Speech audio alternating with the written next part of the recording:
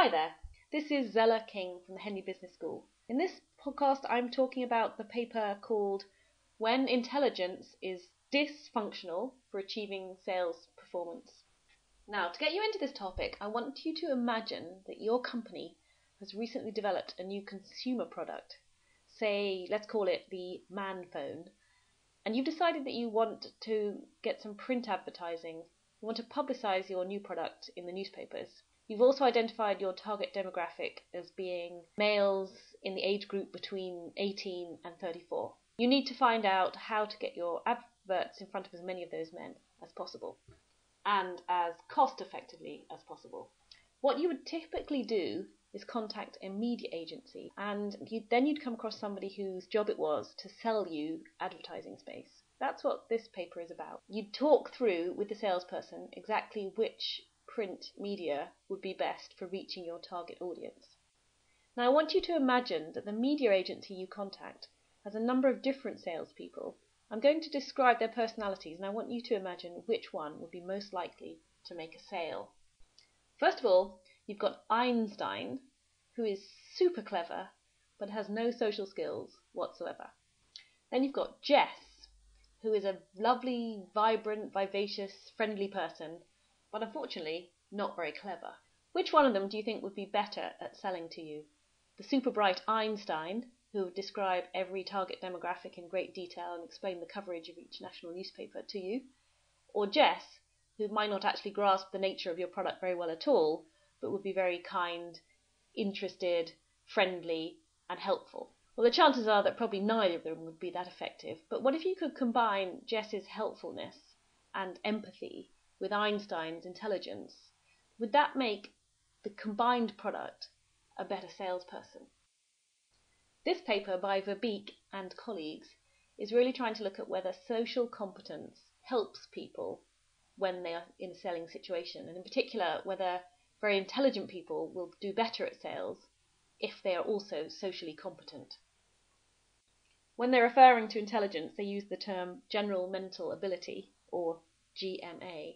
And what they mean by social competence is the ability to read a situation, read someone's face, and provide relevant information at the right time in order to achieve a sale.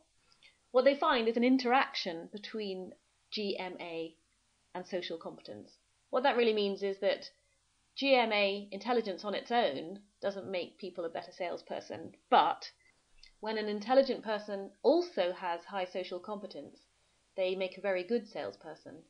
When an intelligent person is low in social competence, they make a very poor salesman. So our Einstein, from the beginning of the example, would not be particularly effective at sales. Moving on from social competence, this paper also looks at the relationship between intelligence and thinking styles. So what thinking styles is referring to is the way people like to process and use information in the selling process. One of the important points made at the beginning of the paper is that selling is actually a two-way exchange of information. It's not just about the salesperson explaining what the product does and the customer agreeing to buy. It's also the customer offering information about their situation and the salesperson thinking, okay, now I understand that, may I suggest the following solutions? So in our example, you've come to the salesperson with your Man Phone, and you need the salesperson to understand exactly your target market, what kind of coverage you want to reach, how much your budget is, over what time period, whether there's any kind of other advertising campaigns going on TV, internet advertising. All of these things need to enter into the salesperson's consideration when they're offering information about which print media to choose. Imagine now that you've got three salespeople. You've got Ed, who likes to use an executive thinking style. That means Ed will probably rely to quite a large extent on solutions that other colleagues have already identified, and he'll just reproduce those solutions without much of his own creative thinking. The authors suggest that an executive thinking style is not likely to be very good for sales performance unless you combine it with intelligence, because you would need intelligence to notice and take action to find a new solution in situations where the existing solution you're offering didn't actually meet the customer's need.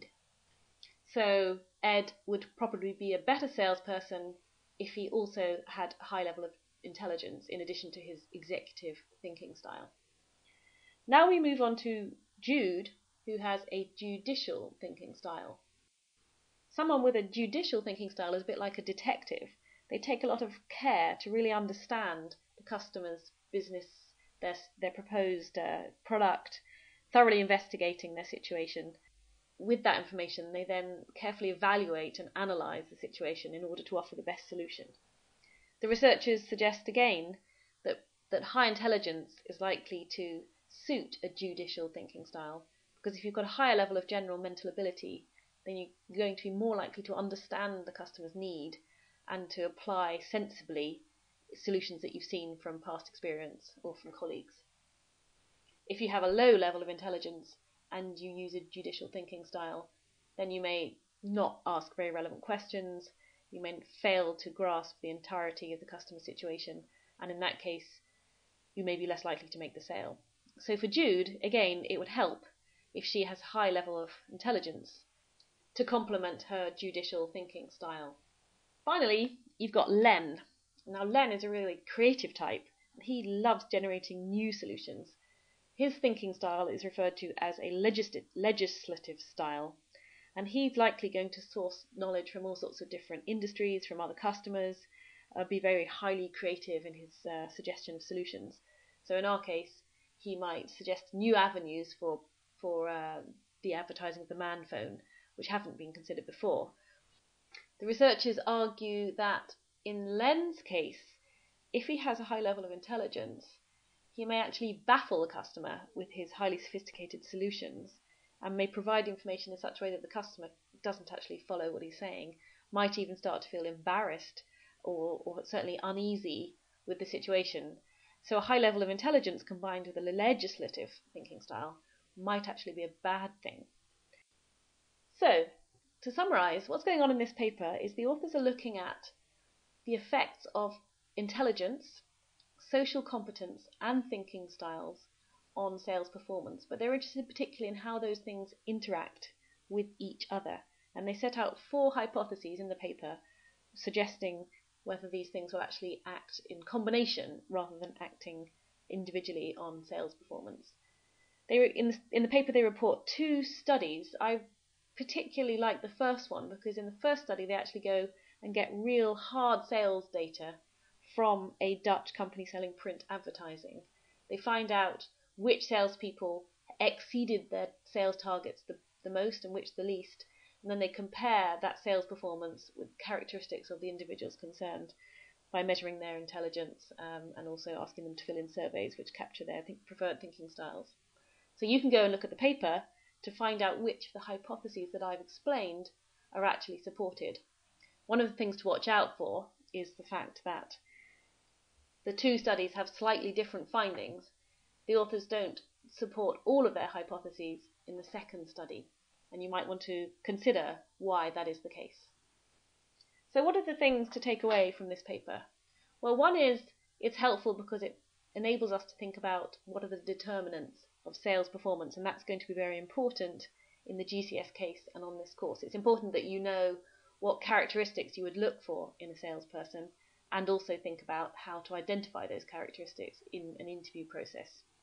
I also want you to take away from the paper the idea that intelligence on its own may not be valuable in sales. You have to look at intelligence packaged up with other things.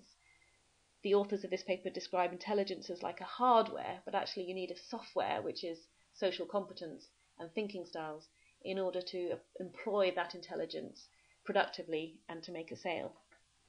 When you're looking at this paper, I'd also like you to think about whether and the extent to which it would apply to a recruitment consultancy situation. Remember that recruitment consultants are selling people to people, so the customers they interact with are going to be explaining a business problem, a bit like we saw in this paper. To what extent do you think they have to really pay attention to the nature of that business problem? To what extent do they need to be creative, do you think, in finding solutions for it? To what extent might their thinking style matter for how they listen to the customer's problem and how they propose solutions? Do you think they need to have social competence as recruitment consultants? And would you want one of your selection criteria to be a high level of intelligence? That's all I have on this paper.